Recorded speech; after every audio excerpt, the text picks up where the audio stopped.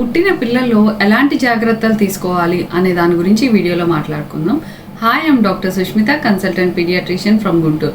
ఈ వీడియోలో నేను ఏం చేయొచ్చు, ఏం చేయకూడదు అనే దాని గురించి మాట్లాడతాను. ఫస్ట్ ఏం చేయకూడదు అనే దాని గురించి చెప్తాను. మీరు ధూపాలు వేయకూడదు. పిల్లలకి పుట్టంగానే స్నానం చేపించి ధూపాలు అలాంటివి వేస్తూ ఉంటారు కదా, అలాంటివి వేయకూడదు. కొబ్బరి నూనె, బొడ్డులో కొబ్బరి నూనె లాంటివి వేయకూడదు. ముక్కుల్లో వేస్తూ ఉంటారు, చెవులో వేస్తూ ఉంటారు. ఇలాంటివన్నీ మంచి పద్ధతులు కాదు. అండ్ బట్టలు వేయరు కొంతమంది. ఏదో ఒకటి కవర్ చేయాలండి పుట్టిన పిల్లలకి. కొత్త బట్టలు వేయద్దు, వాటిని వాష్ చేసి ఆల్రెడీ డ్రై చేసిన వాటిని వేయాలి. లేదంటే వాళ్ళకి ర్యాషెస్ వచ్చే అవకాశాలు ఎక్కువ ఉంటాయి. సో వాళ్ళని ఎప్పుడు వెచ్చగా ఉంచడానికి ట్రై చేయాలి. మీరు ఏవి వెచ్చగా ఉంచకుండా అట్లా వదిలేసి ఉంచారనుకోండి పిల్లల్ని, వాళ్ళకి తాగిన పాల ఎనర్జీ మొత్తం వాళ్ళ బాడీ హీట్ జనరేట్ చేసుకోవడానికే ఉపయోగపడుతుంది. అండ్ వాళ్ళు వెయిట్ తగ్గిపోతూ ఉంటారు. సో మీరు వెచ్చగా ఉంచితే ఏంటంటే ఎనర్జీ కన్జర్వ్ అవుతుంది, ఫ్యాట్ రూపంలో కన్వర్ట్ అవుతుంది, అండ్ వాళ్ళు వెయిట్ గెయిన్ అనేది అవుతారు. సో వాళ్ళని ఎప్పుడు వెచ్చగా ఉంచడానికి ట్రై చేయండి. కాటుకలు అలాంటివి కూడా పెట్టకూడదండి. అవన్నీ టియర్ డక్ట్ని బ్లాక్ చేస్తాయి. దాంట్లో ఉన్న కార్బన్ పార్టికల్స్ కానివ్వండి, అవన్నీ చాలా డేంజర్. పౌడర్ లాంటివి కూడా ఎక్కువ వాడుతూ ఉంటారు. అవి కూడా ఎక్కువ వాడకూడదండి. పౌడర్లో కూడా సిలికా పార్టికల్స్ లాంటివి ఉంటాయి. ఆ చిన్న చిన్న పార్టికల్స్ లంగ్స్లోకి వెళ్ళి ఫ్రీక్వెంట్గా కోల్డ్, కాఫ్ వచ్చే అవకాశాలు ఎక్కువ ఉంటాయి. అండ్ బాటిల్ ఫీడింగ్ చేసేటప్పుడు కూడా ప్రాపర్ స్టెరిలైజేషన్ అనేది ఇంపార్టెంట్. అంటే కొంతమంది ఏంటంటే బాటిల్ ఫీడ్ చేసేసి జనరల్గా కడిగేసి మళ్ళీ పెట్టేస్తారు. లేదండి, ప్రతి యూస్కి మీరు స్టెరిలైజ్ చేయాలి, లేదా బాటిల్స్ని ఉడకబెట్టి వాళ్ళకి పట్టించాలి. ఫస్ట్ అండ్ ఫార్మోస్ట్ ఏంటంటే పాలు తాగిన ప్రతిసారి మీరు బర్ప్ చేయాలి. అంటే తేన్పు వచ్చే వరకు వాళ్ళని భుజాలు వేసుకొని తట్టాలి. ప్రతి ఫీడ్కి అర్ధరాత్రి అయినా సరే, ఎప్పుడైనా సరే ఫీడ్ ఇచ్చిన ప్రతిసారి మీరు ఎత్తుకొని బర్ప్ చేసిన తర్వాతే పడుకోబెట్టాలి. లేదంటే వాళ్ళకి ఆ పాలు ముక్కుల్లో నుంచి కానీ అట్లా వచ్చే అవకాశాలు ఉంటాయి. వామిటింగ్ ఫ్రీక్వెంట్గా చేసుకుంటున్నారు అంటే దానికి రీజన్ మీరు ప్రాపర్గా ఫీడ్ పట్టించట్లేదు, ప్రాపర్ పొజిషన్ లేదు, అండ్ బర్పింగ్ కూడా సరిగ్గా చేయట్లేదని.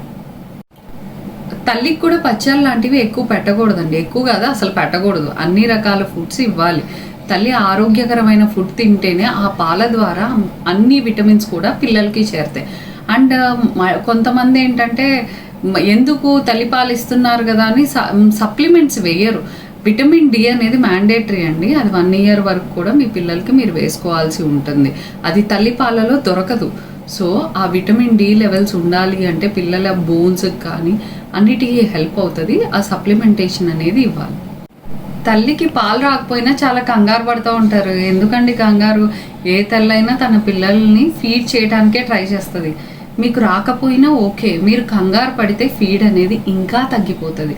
సో మీరు ఆరోగ్యంగా ఉండండి, ఫుల్గా ఫుడ్ తినండి, 3 పూట్లా తినండి. మీరు తింటే పాల ప్రొడక్షన్ అనేది స్టార్ట్ అవుతుంది, వస్తుంది. ఒకవేళ రాలేదు అనుకోండి, ఫార్ములా ఫీడ్ కూడా ఉంది, అది పిల్లలకి పట్టించవచ్చు. అంతేకాని మీకు రాలేదు అని ఏదో డిప్రెషన్లోకి వెళ్ళకండి. మీరు ఫీడ్ చేయగలిగినంత వరకు మీ పిల్లల్ని ఫీడ్ చేయండి, లేదంటే ఫార్ములా ఫీడ్ ఇవ్వండి. పిల్లలకి 2 గంటలకు ఒకసారి ఖచ్చితంగా ఫీడ్ ఇవ్వాలి. అంటే ఇదివరకు రోజుల్లో ఏమనేవాళ్ళు అంటే పిల్లలు ఆకలేస్తే లేచి ఏడుస్తారు, అప్పుడే పాలు పట్టించండి అనేవాళ్ళు. అలా కాదండి, ప్రతి 2 గంటలకు ఒకసారి లేపి మరీ పాలు ఇవ్వాలి.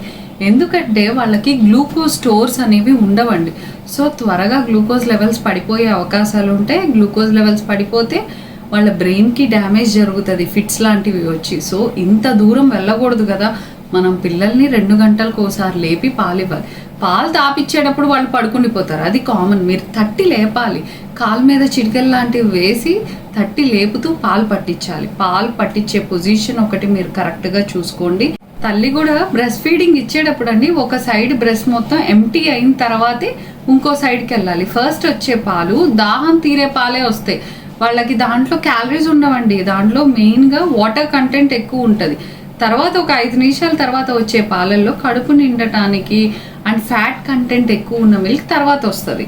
సో మీరు కంటిన్యూస్గా, అంటే పాలు ఇచ్చే టైంలో ఇంకో సైడ్ కారిపోతుందని చెప్పి వెంటనే సైడ్ మార్చకండి. ఫస్ట్ ఒక సైడ్ కంప్లీట్ చేయండి, అది అయిపోయిన తర్వాతే ఇంకో సైడ్కి మార్చండి. మా పిల్లలకి పాలు సరిపోతున్నాయా లేదా అని చాలా అనుమానాలు ఉంటాయి. కాకపోతే మీరేంటంటే యూరిన్కి బాగా వెళ్తున్నాడా లేదా, ఫీడ్ పట్టించిన తర్వాత ఎంతసేపు పడుకుంటున్నారు, అండ్ 10 రోజులకి మినిమం 300 grams వెయిట్ గెయిన్ అవుతున్నారా లేదా అనేది చూసుకోండి. వీటన్నిటి బట్టి మీ పాలు పిల్లలకి సరిపోతున్నట్లే. అండ్ మోర్ ఓవర్ ఏంటంటే ఫస్ట్ 3 monthsలో పిల్లలు నైట్ టైం ఎక్కువ ఫీడ్ తీసుకుంటూ ఉంటారు.